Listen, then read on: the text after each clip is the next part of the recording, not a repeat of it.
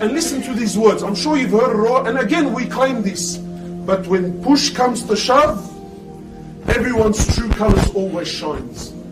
The Prophet of Allah, he says, speak the truth. Sallallahu Alaihi Wasallam. He says, speak the truth, even if the truth is against yourself.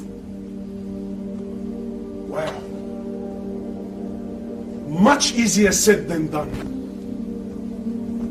You know, my brothers, I've been, as someone that works in da'wah, and you become someone that the community opens up to. This guy calls you, he has a marriage problem. This guy's got some issue. Yeah, you somewhat get involved in people's personal lives. So again, I'm sure all of you here now, all of you believe that, brother, I stand for haqq and for truth and for justice always. The Prophet of Allah, he says, you speak the haqq and you stand for the haqq, even if the haqq is against yourself.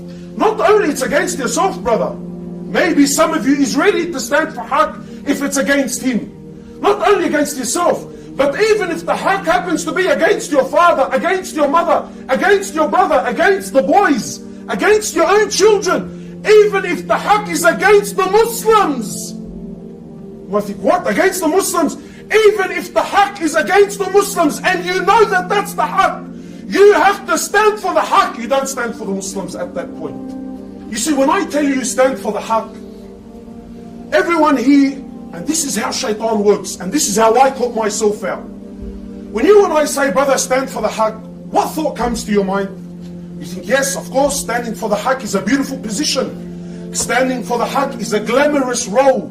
Standing for the haqq is something that if I do it, that people will honor me and people will glorify me to somewhat extent. True or not? And you and I, when we say stand for the haqq and we put scenarios forward, we put such scenarios that anything other than standing for the haqq makes you look like a fool. So to your mind, you think, yeah, of course, absolutely I stand for the haqq. But the truth is, my brothers, standing for the haqq is a very bitter pill that when it comes to your mouth, most of us, we spit it out. Standing for the haqq, don't think standing for the haqq is something glamorous. Don't think you becoming someone that always speaks the truth and always takes the right stance. Don't you dare think that you becoming this person is going to make you someone that's loved in your community. Look at the Prophet of Allah. He became the most hated. Why?